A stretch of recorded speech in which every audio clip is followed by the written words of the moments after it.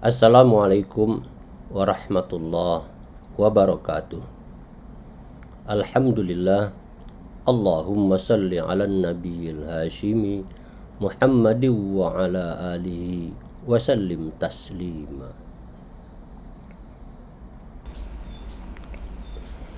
Kawan-kawan yang saya hormati, saya punya pengalaman secara tidak sengaja melihat sepasang laki perempuan ngobrol di satu tempat, katakanlah di sebuah restoran. Itu lama sekali. Saya berada di restoran itu dan aktivitas saya sudah selesai. Ketika saya datang, dia sudah duduk di tempat itu, sudah ngobrol. Sampai dengan saya sudah selesai, pasangan itu masih saja di sana, tetap berdua ngobrol. Tidak tahu apa yang dibicarakannya. Sebelum kita melanjutkan perbincangan ini, kami mohon bantuannya untuk subscribe dan juga membagikan perbincangan ini kepada kawan-kawan yang lain. Kegiatan ngobrol berdua saja dalam jangka waktu yang lama, ngobrolnya asik. Orang sekarang menyebutnya sebagai curhat. Mungkin kawan-kawan juga pernah mengalami hal yang sama, secara tidak sengaja menyaksikan orang curhat. Atau Anda sendiri pernah curhat, sering curhat malah. Curhat itu apa sih? Curhat itu kan menyampaikan isi hati kita yang paling dalam tentang berbagai persoalan, biasanya dari keluh kesah, masalah, kendala-kendala yang dihadapi, macam-macam. Biasanya disampaikan kepada seseorang. Nah, orang itu harus benar-benar kita kenal. Orang yang kita jadikan sebagai tempat curhat itu tidak sembarang orang. Pasti orang yang terpilih, sangat dikenal, dan setidaknya cukup akrab. Kalau tidak, justru sangat akrab. Tujuannya apa? Tujuannya pertama, melepaskan beban yang ada di dalam diri kita itu, sehingga plong, kita tidak menjadi stres, tidak mengganggu pikiran secara berat. Atau curhat itu akan lebih baik kalau kita mendapatkan solusi, memperoleh penyelesaian masalah dari tempat kita curhat itu. Jadi satu poin yang paling penting adalah tempat kita curhat itu harus benar-benar kita kenal. Apabila kita curhat kepada orang yang tepat, orang yang memang terpilih, dipercaya dia bisa membantu, meringankan, atau menyelesaikan masalah, maka curhat itu bisa berlama-lama, bisa berulang kali, dan bisa menjadi tetap bertahun-tahun kalau curhat sama dia. Kawan-kawan sekalian, di dalam kehidupan beragama Islam, dari para ulama, para kiai, para ustadz, para guru, kita sudah tahu bahwa tempat curhat yang paling bagus itu adalah langsung kepada Allah Subhanahu wa Ta'ala. Waktu yang paling jitu dan paling disarankan adalah pada waktu sepertiga malam, sekitar jam 2, jam 3, kira-kira begitu.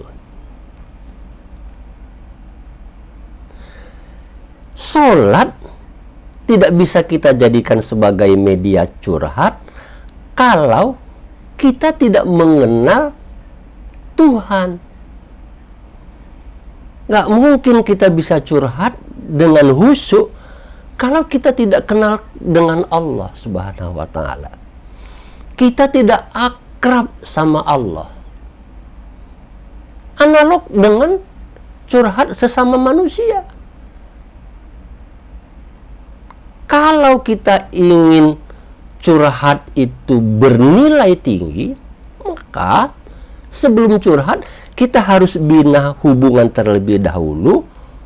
Hubungannya harus kita dekat-dekatkan, dan kita harus kenal dengan dia. Tak kenal maka tak sayang. Kalau tidak sayang, bagaimana mungkin bisa terbangun satu hubungan cinta?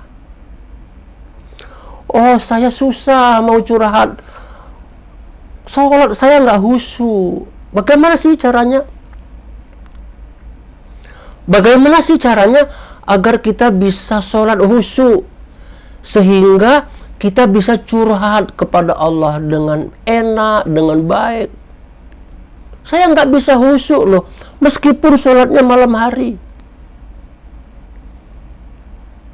Ya, penyebabnya tidak lain adalah sebelum sholat kita tidak membangun hubungan dengan Allah.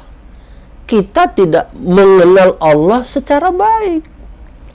Menurut saya, bulan suci Ramadan ini adalah waktu yang tepat untuk satu, kalau kita mau curhat, mau menyampaikan keluh kesah berbagai masalah, mencarikan solusi, memohon bantuan kepada Allah, inilah momen yang paling benar.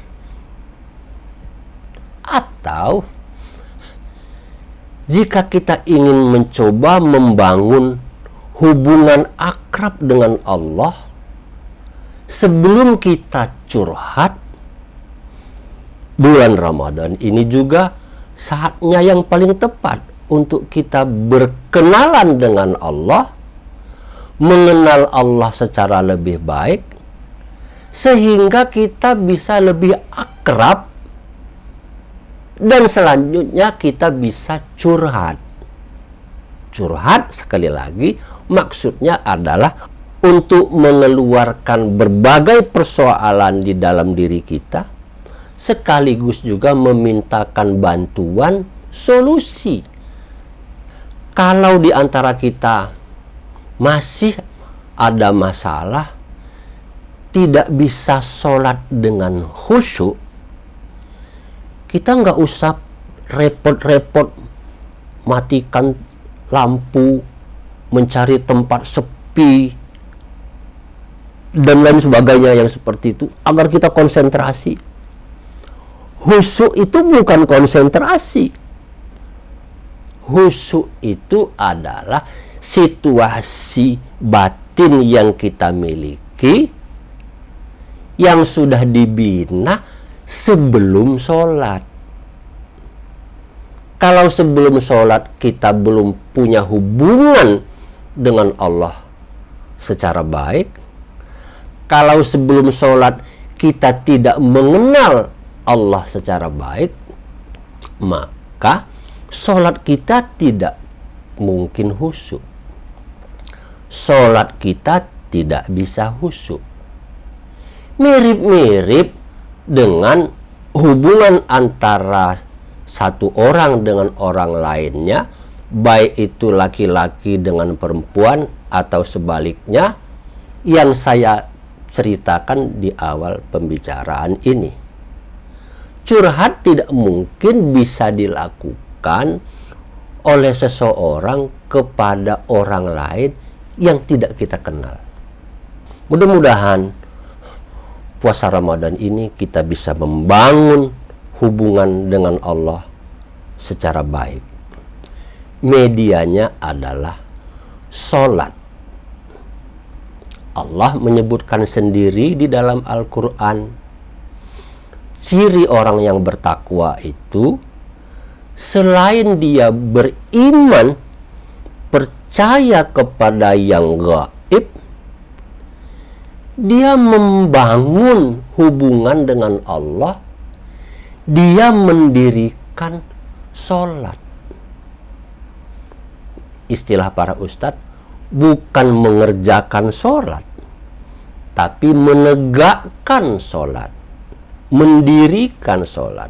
Artinya membangun sholat itu sebagai satu bangunan, sebagai satu sistem. Pembangunannya itu dilakukan sebelum sholat. Jadi ciri orang yang bertakwa antara lain adalah dia mendirikan sholat dan menjadikan sholat itu sebagai media hubungan antara diri kita sebagai hamba dengan Allah sebagai Khalik. Ketika hubungan itu sudah terjalin dengan baik, kita bisa curhat, kita bisa meminta bantuan, dan kita bisa mendapatkan penyelesaian masalah dari berbagai masalah yang sangat banyak sekali di dalam kehidupan kita. Hasil akhirnya tidak lain adalah kita merasa enak hidup ini. Kita merasa senang, kita merasa bahagia. Jadi hidup di dunia ini tidak menjadi beban.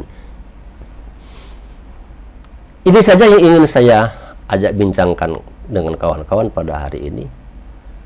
Jangan lupa subscribe dan bagikan kepada kawan-kawan pembicaraan kita kesempatan ini. Terima kasih. Wassalamualaikum warahmatullahi wabarakatuh.